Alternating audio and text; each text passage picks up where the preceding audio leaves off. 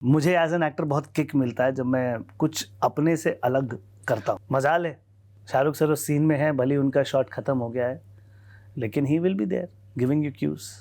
Sir वो kidney वाला was quite a tough scene. और रियल में कौन बोलता है किडनी यहाँ पर? शाहरुख मतलब अद्भुत व्यक्ति है, मतलब Yes. और खाने पिलाने का बड़ा मस्त शौकीन। उनको तो रात लंबी पार्टी करने का बहुत शौक है, व्हिच इज गुड। क्या लगता है आप शाहरुख को कैसे डिस्क्राइब करेंगे?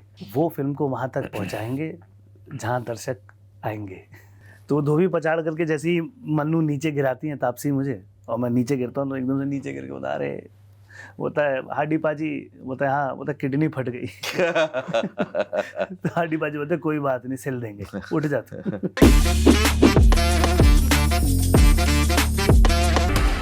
हेलो एंड वेलकम, मैं हूं पराग और इस समय मेरे साथ जो एक्टर है उनका काम मुझे बहुत पसंद है। आपने अगर डंकी देखी होगी तो बुग्गू आप भूल नहीं सकते। तो बुग्गू हमारे साथ है, वेलकम। क्या बात है, बुग्गू को ऐसा खड़ा कर दिया जैसे हमारे अड़ोस पड़ोस का रहने वाला इंसान है और उससे हमारे उतना ही दिल का रिश्ता सा बन गया है। अरे थैंक यू। क्या कहेंगे, कैसे बना है बुग्गू? एंड अच्छी स्क्रिप्ट लिखी थी, सो बहुत सारा मटेरियल मिल गया।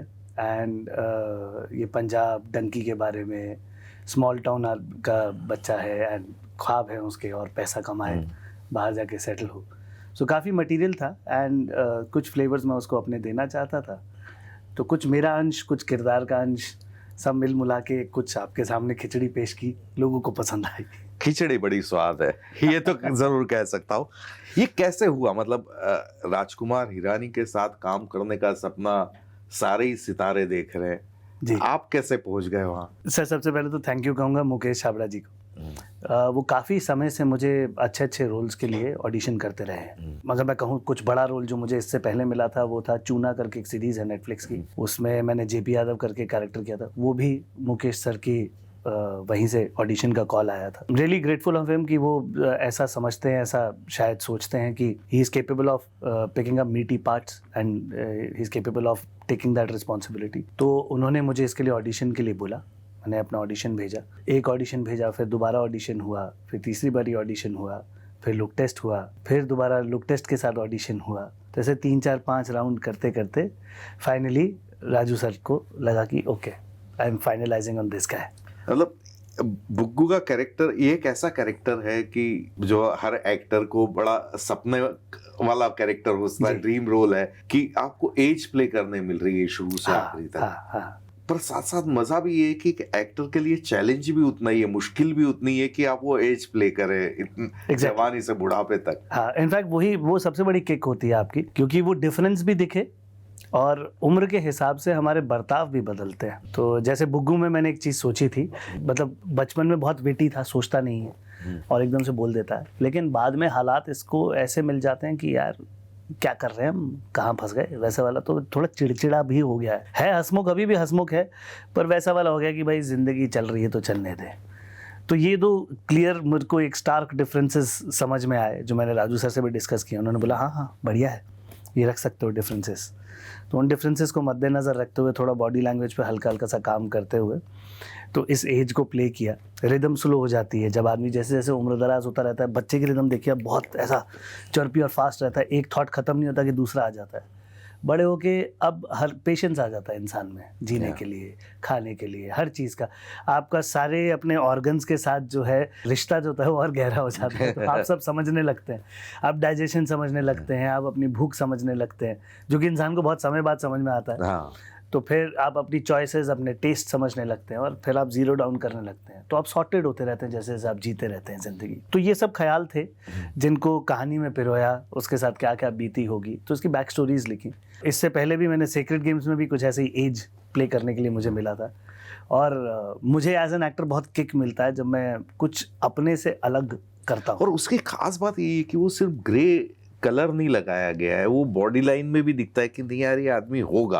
अगर कोई ना जानता हो आपको कि ये विक्रम नहीं है तो वो कन्विंस होगा कि नहीं यार इसी एज का आदमी होगा ये। हाँ, वो एक थिन लाइन होती है सर, कैरिकेचरिश में भी शायद जा सकते हो। मेरा तरीका दूसरा है कि मैं कैरिकेचरिश से जाता हूँ और उसको माइनस करता रहता हूँ। कितना कैरिकेचरिश हो सकता है बुढ़ा आदमी, अब उसको माइनस करते करते करते करते करते अब कहाँ तक उसे लेकर आएंगे कि उसका कैरिकेचरिश पार्ट चला जाए। तो जो रह जाएगा वो आपका बुढ़ापे का सत्य है। मैं आई फंक्शन ऑपोजिट। मतलब इतना सारा काम करने के बाद, इतनी सारी फिल्मों के बाद अभी भी वो बेसिक जो सीखा है, थिएटर में सीखा है, वो काम आता है, वो प्रोसेस काम आता है? बिल्कुल आता है। मतलब मैं राष्ट्रीय नाट्य विद्यालय से हूँ, तो वहाँ की ट्रेनिंग हमेशा हैंडी आती है। मतलब आप कहीं फंस जाएं और आपको कुछ समझ नहीं आ रहा है, स्विच ऑफ किया, सीधा बेसिक्स पे गए, क्या चाहिए, एक एक्टर कैसा होना चाहिए, क्या सिनेरियो होना चाहिए, आपके 5 Ws, आपका सब टेक्स्ट। तो लाइन में सब टेक्स्ट तो होगा, किसी राइटर ने जो लिखा है वो किसी वजह से तो लिखा होगा, तो वो वजहें ढूंढना, उसको लिखना शुरू करना। जैसे आप बेसिक्स पे जाते हो, फटाफट आपका ऑर्गेनिकली चीज़ें आना शुरू हो जाती हैं। फिर कभी कभार आपको ऑर्गेनिकली समझ में नहीं आता है। हाँ। तो ट्रेनिंग तो ऑलवेज कम्स हैंडी, बशर्ते आप उस अपनी ट्रेनिंग को समझते हैं, आपने उस ट्रेनिंग को एम्बाइब किया है। सो वो शायद हुआ है, बिकॉज मैं रेगुलरली काम करता रहता हूँ काफ़ी। मतलब जब भी मौका मिलता है, ये नहीं कर रहा हूँ तो मैं थिएटर कर रहा हूँगा, थिएटर नहीं कर रहा हूँगा तो कोई और प्रोजेक्ट कर रहा हूँगा। सो आई कीप ट्राइंग डिफरेंट। मतलब ऐसे बॉलीवुड में बहुत कम एक्टर्स हैं इस इंडस्ट्री में, थिएटर के लिए भी उतना ही वक्त निकाल रहे हैं, and you are one of them. हाँ, निकल जा रहा है सर, क्योंकि निकलता नहीं, बड़ा मुश्किल है इस धंधे से थिएटर के लिए समय निकालना। शायद वो प्यार है सर एक्टिंग के लिए, या वो पैशन है मेरा। मेरे को एक ही चीज़ आती है और मैं इस चीज़ में बहुत खुश भी हूँ कि मेरी ज़िंदगी भी यही चीज़ है। तो वो मुझे सोने नहीं देता, and I don't feel tired while acting. आप मुझसे 16 घंटे काम कराएं, 18 घंटे काम कराएं, I am happy. You can keep telling me कि यार आज ये सीन है, आज वो सीन है। इनफैक्ट पहले भी हमारे साथ ऐसा बहुत बार हुआ। जब बॉम्बे आया था, जब काम नहीं होता था तो हम रात भर बैठ के हम डिस्कस करते थे टेक्निक्स के ऊपर, चीज़ों के ऊपर, और कौन से एक्टर ने क्या कहाँ पर कैसे किया है। मेरे घर पे कोई ना कोई रहता ही था, 3-4 लोग, हम लोग आपस में खाना बनाया, कुछ किया और बैठे बात कर रहे हैं, डिस्कस कर रहे हैं, कॉन्टिन्यूसली डिस्कस कर रहे हैं। आई थिंक वो डिस्कशंस जो प्री साइड पे हुई, उसने बहुत अंडरस्टैंडिंग बढ़ा दी। बिकॉज आप कुछ सोचेंगे, मैं कुछ सोचूंगा, वो कुछ सोचेंगे, तो वो बातचीत करना बहुत ज़रूरी है। And this is a acting या क्रिएटिव फील्ड, जो पूरी फील्ड है वो डिस्कोर्स की ज़्यादा है। Right. Of course visual medium है, जिम भी जाना चाहिए लेकिन मुझे लगता है डिस्कोर्स ज़्यादा है। शांत रह के अपने में वो भी चाहिए, सॉलिट्यूड भी चाहिए, ताकि आप अपने आप को समझ सकें, लेकिन अपने साथ भी डिस्कोर्स ज़्यादा है। मतलब जिम के अलावा मेंटल जिम भी चलते रहना ज़रूरी है। बिल्कुल बिल्कुल चाहिए, इनफैक्ट वो पहले चाहिए। विजुअली आप अपने आप को ठीक करते हैं, अच्छी बात है, दिन का 2 घंटा दीजिए, पर वो सत्य नहीं है, सत्य कहीं और है। तो ये जो प्रोसेस है, जो अपन बेसिक की बात करते हैं, ये आप हर कैरेक्टर के साथ निभाते हैं, वो उस प्रोसेस में जाते हैं? अमूमन यस।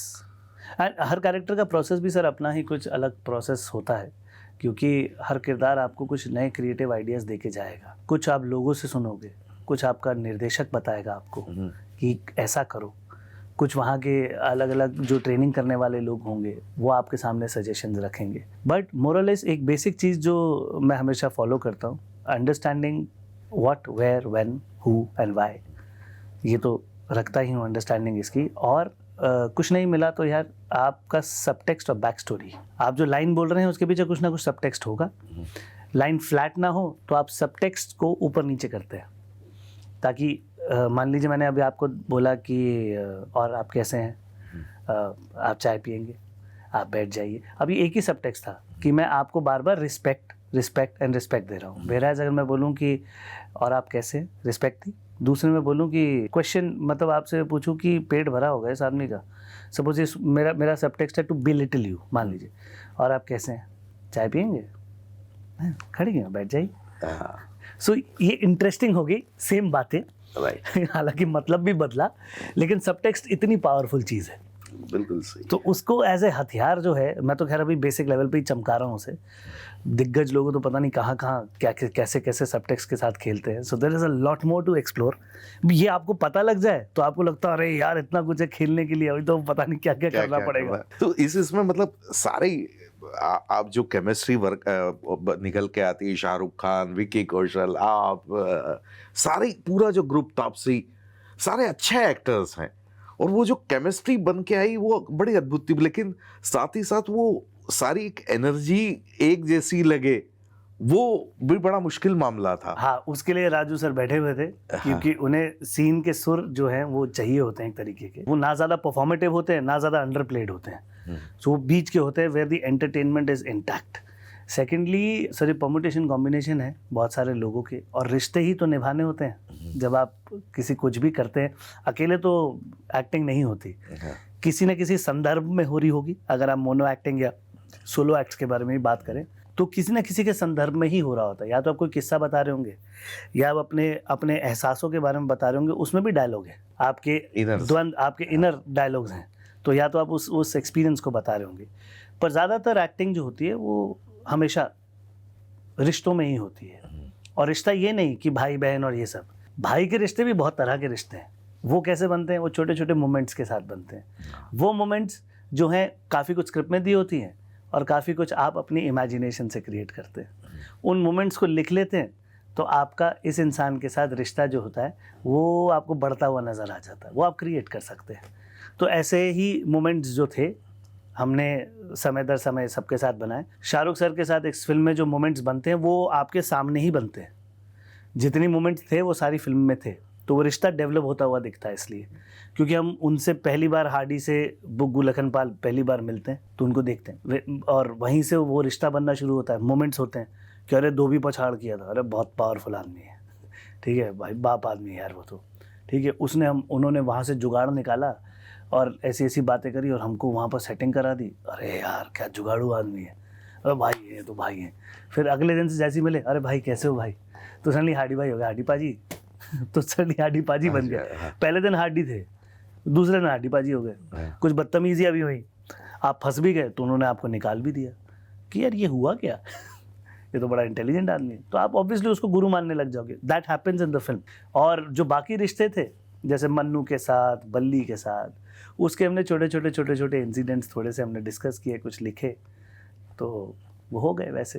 मतलब द शाहरुख खान हम पर्दे पे देखते हैं या एज एन एक्टर या एज ए क्रिएटिव हम स्क्रीन पे देख के उनसे बहुत सारी चीजें उनको एनालाइज करते हैं, लेकिन वर्किंग विथ हिम क्या लगता है, आप शाहरुख को कैसे डिस्क्राइब करेंगे? सर आई थिंक पहली बात तो he has a great responsibility on his shoulders, क्योंकि वो फिल्म को वहाँ तक पहुँचाएंगे जहाँ दर्शक आएंगे। वो ताकत मुझे नहीं लगता कि वो राजू सर के पास थी, शायद थोड़ी बहुत राजू सर के पास है, शाहरुख सर के पास है। वो ताकत हम में से और किसी के पास तो नहीं है। तापसी जी के पास थोड़ी बहुत है, बमन सर के पास भी है, विकी सर के पास भी है वो ताकत ऑडियंस को, लेकिन जितनी शाहरुख सर के पास है, और पूरी फिल्म को एज ए मुख्य किरदार उन्हें ड्राइव करनी है फिल्म। उन्हें फिल्म के जितने आप देख लीजिए मुख्य सीन भी ऐसे हैं कि वो सीन्स को ड्राइव करते हैं तो कहानी कहीं आगे जाती है, वो प्लान लेके आते हैं तो कहानी कहीं मूव करती है। इट इज़ हिज, एंड वो सीन्स अगर वो जिम्मेदारी से नहीं निभाएंगे, सबको लेके साथ में नहीं चलेंगे, तो सीन्स वर्क नहीं करेंगे। पर वो इतनी बड़ी रिस्पॉन्सिबिलिटी होते हुए भी he is very relaxed, he is cool. तो शाहरुख सर अगर मैं कहूँ तो हमारे लिए तो वो मतलब बड़े भाई, driving force, the person who is driving the story everywhere, he's that, he's the one who is steering everything for us. हम बस जॉय राइड अपनी ले रहे थे, हमें सीन्स में छोड़ दिया जाता था और हम अपने मजे करते थे। पर एज एन एक्टर अगर मैं बात करूं कि एज एन एक्टर आप जो हमने उनकी फिल्मों को देखा है, I think he is the greatest star I would have ever worked with him. मतलब not just because of his popularity. उनकी ग्रेटनेस यहाँ से आती है कि सर अगर कैमरे के उनका सीन नहीं है, वो कैमरे के पीछे है, वो तब भी अपनी जगह पे खड़े होकर क्यूज देते हैं सर, जो कि हम वैसे भी कभी शूट करने जाते हैं तो कभी कभार हम भी नहीं देते। वो तो तेरा क्लोजअप लगा है भाई, मेरा पैकअप हो गया, मैं चलता हूँ, हम लोग यूँ कर देते हैं कभी कभार। लेकिन मजाल है, शाहरुख सर उस सीन में है, भले उनका शॉट खत्म हो गया है, लेकिन he will be there giving you cues. मतलब वैसे जैसे आपने कहा कि राजू सर का पूरी फिल्म का एक टोन अलग ही चलता है, वो न इधर ओवर जाते हैं न इधर। तो ये सबसे मुश्किल सीन इसमें कौन सा रहा आपके लिए कि यार ये करने में थोड़ा सा? सर वो किडनी वाला was quite a tough scene for me because it has the capability of slipping to becoming a slapstick comedy. It is here also. वो रियल भी लगे, और रियल में कौन बोलता है किडनी यहाँ पर नहीं बोलेगा, पर वो है, वो टू दी ऑडियंस भी है, वो ऑडियंस के लिए ही है सीन। वो कैरेक्टर की ट्रुथ भी उसमें चैलेंज होती है कि कितनी और क्या। अब एक ही चीज़ है कि घबराहट में बेचारा कर गया कि इसको तो नहीं कहते 2 होती हैं तो हाथ वहाँ चला जाता है। तो वो जो चीज़ है उसको एज पे प्ले करना, I was very scared while doing that, बहुत I was so scared. And मैंने इतनी प्रिपरेशन की थी उसकी कि मैं क्या करूँगा, मुझसे क्रैक ही नहीं हो रहा था। पहले तो समझ ही नहीं आ रहा था कि क्या सुर लगाऊं कि ये काम कर जाए। सेट पे गया हूँ डरते डरते कि देखी जाएगी, और फ्लो में आके कर दिया। और जैसे ही किया वो पहली बारी में पूरा सेट हंस रहा था। क्या बात। It was so hilarious. I think वो शूट करते समय तो that was the best scene which we shot. उतनी हंसी, वो जेन्युइन हंसी थी कि मतलब वो वैसा वाला था कि अरे क्या कर रहा है ये आदमी, क्या कर वो सीन भी बड़ा हाँ, पहले हाथ यहाँ रखता, यहाँ तो दिल है, दिल में किडनी की था। हम ग्रुप की बात करते हैं, ग्रुप ऑफ फ्रेंड्स की बात करते हैं, तो ये बड़ा वो हो जाता है कि एक अगर थोड़ा सा गड़बड़ाया डायलॉग्स में या लाइंस में तो आप वापस रीटेक होगा, और चारों को चारों रहना जरूरी है। यस तो उसमें आप पूरा कॉपरेशन रहा ऐसे? हाँ ऑफ कोर्स, वो तो काम है मतलब वो वैसे ही होता है। So it's a team work which we everybody knew, और कभी उसमें कुछ ऐसे हस्तक्षेप कभी नहीं हुआ, ना ही किसी ने कुछ सोचा इस बारे में। Either the scene will work totally or it will not work. एक भी टीम का प्लेयर आपका पीछे रह जाएगा तो you have to wait for that person, और वही तरीका है। और उसको उतनी हिम्मत बांध के आपको उतनी ही शिद्दत से अगली बार और अच्छा करो उसके साथ मिलके। मतलब ऐसा जनरली होता ही होगा, लेकिन इस स्पेशली अगर इस फिल्म की मैं बात करूं कि आपको लगता है कि आपने शॉट हो गया, राजू सर ने भी बोल दिया ओके फिट है मस्त है, और वैनिटी के जाते जाते लगा कि नहीं यार ये एक और होना चाहिए था, which is Raju sir gives you that space. In fact एक आध बार मैंने किया भी वो चीज़। अच्छा कि सर मुझे लगता है मैं इससे बेहतर दे सकता हूँ, can I try one more. And even Shahrukh sir भी हैं उस सीन में, तो बोलते हैं हाँ हाँ गो है, नॉट अ प्रॉब्लम। फिर मैंने शाहरुख सर के देखा, बोलते हाँ बेटा कर तुझे जो करना है। और शाहरुख मतलब अद्भुत व्यक्ति है, मतलब वो एक्टर तो है ही जितने बड़े हैं, एज ए पर्सन बड़ा अद्भुत आदमी है। Yes. और खाने पिलाने का बड़ा मस्त शौकीन, तो वो पार्टियां भी हुई होगी आपकी? हाँ हाँ वो खिलाते थे, है ना? हाँ उनको तो रात लंबी पार्टी करने का बहुत शौक है, which is good, which is very good.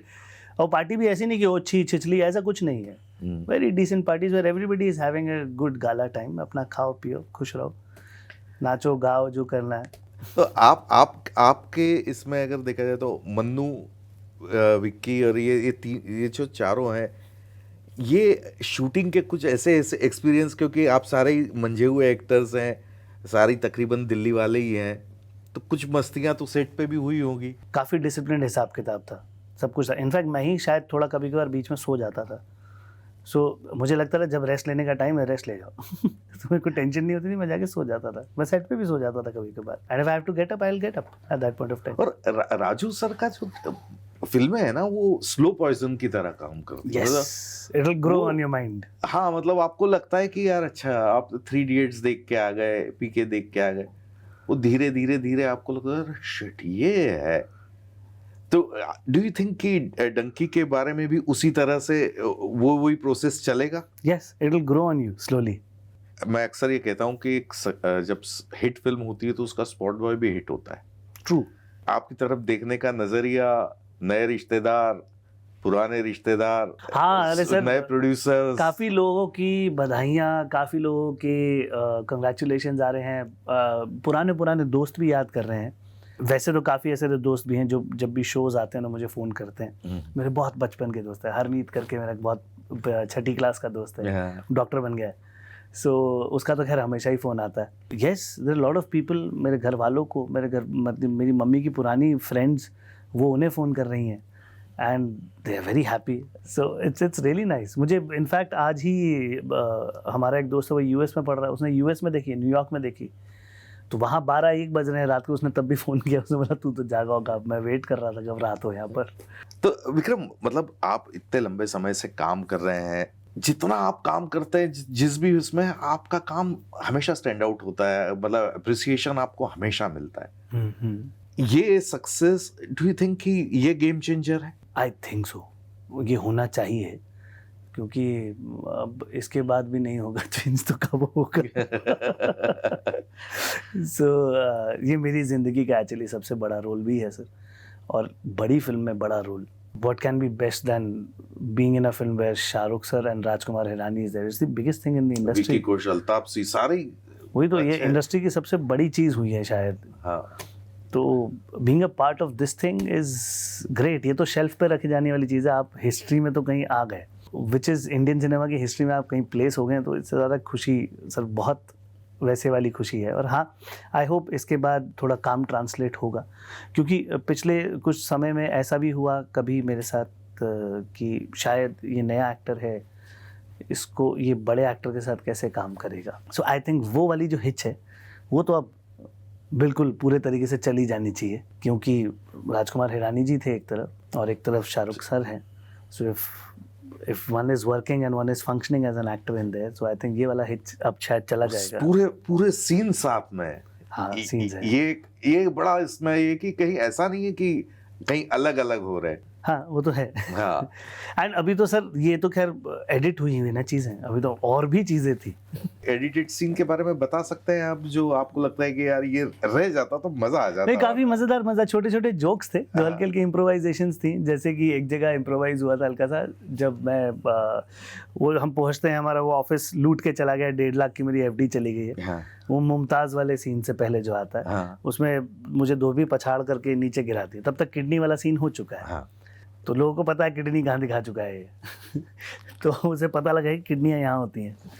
तो वो धोबी पछाड़ करके जैसे ही मन्नू नीचे गिराती हैं तापसी मुझे, और मैं नीचे गिरता हूँ, तो एकदम से नीचे गिर के बता रहे बोलता है हाडी पाजी, बोलता है हाँ, बोलता है किडनी फट गई। तो हाडी पाजी बोलते कोई बात नहीं, सिल देंगे, उठ जाते। सो एक ऐसा हल्का सा इम्प्रोव था। तो ऐसे छोटे मोटे जोक्स और थे जो कि कटे हैं, बट इंटरेस्टिंग, काफ़ी इंटरेस्टिंग चीज़ें थी। क्या बात है। लेकिन ये जो पूरा बदलाव आया है, मैं यही जानना चाहता हूँ कि एक पंजाबी परिवार का लड़का पहले सोचता कि एक्टर बनूंगा, वो नेशनल स्कूल ऑफ ड्रामा में भी एंट्री ले लेता है ना। उसके बाद मुंबई का स्ट्रगल है, उसमें भी मतलब ठीक है आपने बहुत क्रिएटिवली उस टाइम का यूज किया, लेकिन स्ट्रगल तो होता ही है।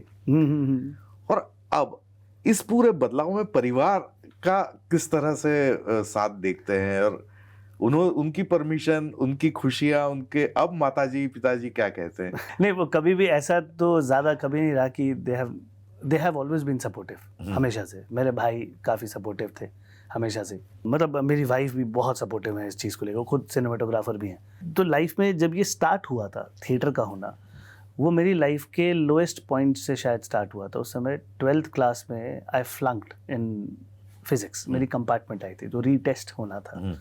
अब साइंस स्टूडेंट फिज़िक्स में कंपार्टमेंट, तो आप समझ सकते हैं कि अरे यार तुम जितने भी इंजीनियरिंग एंट्रेंसेस भी दोगे उसमें तुम नहीं जा सकते, क्योंकि एक मिनिमम रिक्वायरमेंट परसेंटेज की चाहिए होती है। पर इधर तुम फ्लंक कियो, they will even if you have cracked an engineering entrance, आपको नहीं मिलता एडमिशन, सही तरीक़े से तो नहीं मिलता। अब ये वाली समस्या थी उस समय, आप किसी भी कॉलेज में आपका एडमिशन होना बहुत दिक्कत की बात थी। सो लकीली ये हुआ कि मेरी सिस्टर पढ़ती थी तब किरोड़ीमल कॉलेज में, तो उन्होंने बताया दिल्ली यूनिवर्सिटी में पहले होते थे, अब तो नहीं होते, एक्स्ट्रा करिकुलर एक्टिविटीज़ के बेसिस पे एडमिशन्स होते हैं, उसके लिए भी फॉर्म भरते, क्योंकि स्कूल में तुम थोड़ा बहुत थिएटर वेटर करते रहे हो, उसमें पता नहीं था। हमने भरा और किरोड़ीमल कॉलेज में, शायद वो लौता कॉलेज था जिसने बोला कि हमें तुम्हारे मार्क्स से कुछ लेना देना नहीं है, हम तुम्हें एक्स्ट्रा करिकुलर बेसिस पे ले रहे हैं ना, तो हम यही देखेंगे, बस ये है कि तुम पास हो जाओगे ना अपनी कंपार्टमेंट में। तो हाँ सर, वो तो हो ही जाएंगे, करना ही पड़ेगा, इतना तो करना पड़ेगा कि उसमें 33 नंबर आ जाए ताकि निकल जाए। वो वहाँ पर सिलेक्शन हुआ, जब वहाँ सिलेक्शन हुआ तो अब आपको कॉलेज के लिए थिएटर करना मैंडेटरी हो गया।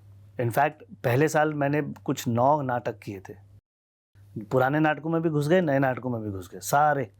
कभी किसी के प्रोडक्शन कर रहे हो, किसी की लाइट्स कर रहे हो, किसी में एक्ट कर रहे हो, तो हर डिपार्टमेंट में घुसे हुए थे। 9 नाटक करने के बाद हुआ क्या, 9 नहीं, मेरे ख्याल से 11 थे सर। 11 नाटक, तो आगे पीछे ऊपर नीचे जितने होते, क्योंकि पुराने नाटक थोड़े चल रहे होते हैं जो खत्म होंगे, और नए नाटक बन रहे होते हैं, तो तब तक पुराने को चलाते हैं। और सोसाइटी काफ़ी एक्टिव थी, तो सारे नाटकों में थे आप। उन नाटकों के बाद क्लासेस भी नहीं करने को मिलती थी। सो उसी दौरान दिल्ली यूनिवर्सिटी ने कुछ निकाला भी था शॉर्ट अटेंडेंस का, तो मेरा इनफैक्ट साल भी एक ख़राब हुआ उस वजह से। फिर मुझको दोबारा री एडमिशन का, क्योंकि उसी साल कुछ उन्होंने शॉर्ट अटेंडेंस के कुछ रूल्स निकाले थे फिर ECA के कुछ रूल्स निकाले थे, तो उनकी कैलकुलेशन सारी ऊपर नीचे बैठ गई, तो उनको लगा किसी को तो बनाना पड़ेगा हमें मोहरा, बट क्योंकि वो पहली बार हो रहा था हाँ। तो उन्होंने री एडमिशन दिया। तो इस लिहाज से मैंने कॉलेज में 4 साल बिताए। हाँ। मेरा साल मुझे लगा था बच जाएगा, बचा नहीं। इतना बुरा भी नहीं था क्योंकि आप किरोड़ीमल थिएटर कॉलेज में बहुत थे किया।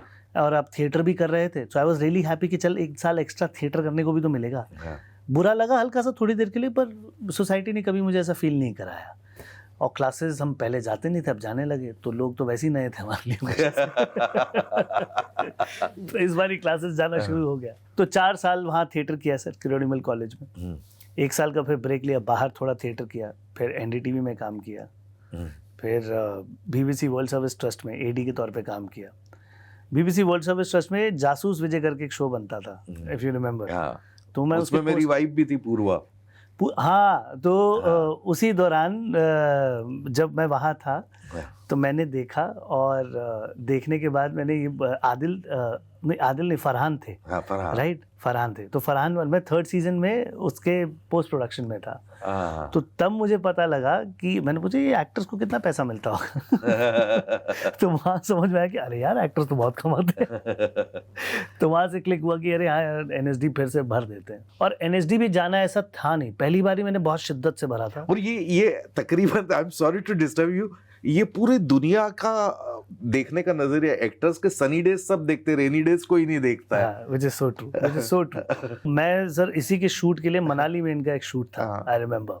सो मुझे स्टॉक लेके जाना था, मैं स्टॉक लेके वहाँ पहुँचा और पीछे यहाँ पर फॉर्म्स निकल गए और उसकी डेट निकल जाती। सो मैंने अपने एक दोस्त को बोला कि यार भर दे, उसकी राइटिंग इतनी ख़राब है, उसने पता नहीं क्या भरा और इन लोगों को क्या समझ में आया कि उसने क्या भरा है। उन्होंने मुझे बुलाया कि हाँ चलो तुम्हारा इंटरव्यू के लिए कॉल आ जाएगा। तो इंटरव्यू की तैयारी करी। इंटरव्यू की तैयारी करने के लिए टाइम नहीं, क्योंकि आप समझते हैं जब आप पोस्ट प्रोडक्शन में काम करते हैं आप 3-3 दिन तक घर नहीं जा पाते हैं। सो मैंने जो नॉवेल्स थे उसकी मैं फिल्में लेकर आया, हैमलेट की फिल्म लेकर आया, वो मैंने देखी। अग्नि और वर्षा की फिल्म लेकर आया, वो देखी, क्योंकि 2 तो पढ़ने होते हैं आपको। हाँ। एक आध पिछला पढ़ा हुआ था, तो है ना करीबन 4 तो पढ़ के जाऊँ, 2 तो बोले हैं इन लोगों ने, थोड़ा एक्स्ट्रा पढ़ लेता हूँ। तो 2 मैंने पहले पढ़े हुए थे, 2 मैंने फिल्में देखी, और वो देखकर मैं अपना टेस्ट देने गया और टेस्ट देकर आया। फिर वर्कशॉप के लिए बुलाया, वर्कशॉप तक पहुँच गया, तो वर्कशॉप में आई वाज श्योर कि फिर तो अपने हिस्से का काम। But this was my second attempt. And workshop में क्रिएटिवनेस देखते हैं, क्रिएटिविटी देखते हैं। कॉलेज में नाटक बनाते थे, और हाँ मेरे को आदत है, बहुत कुछ क्रिएट करता रहता हूँ, कुछ गाना भी गा लेते हैं, म्यूजिक भी कर लेते हैं, कुछ चीज़ें हो जाती हैं। मतलब आज के इस इंटरव्यू के लिए मुझे फिजिक्स को धन्यवाद देना चाहिए कि अगर फिजिक्स में अगर आप पास हो जाते तो ये इंटरव्यू मेरी फिजिक्स टीचर को, अगर वो मुझे फेल ना करती तो। चलिए, आपका बहुत बहुत शुक्रिया। Thank you. उम्मीद करता हूँ कि जल्दी जल्दी अच्छे अच्छे इंटरव्यूज होंगे, आपकी अच्छी अच्छी फिल्में आएंगी, तो हम ज्यादा से ज्यादा इंटरव्यूज और बैठ पाएंगे, गप्पे हाँक पाएंगे। Thank you very much and God bless. Thank you.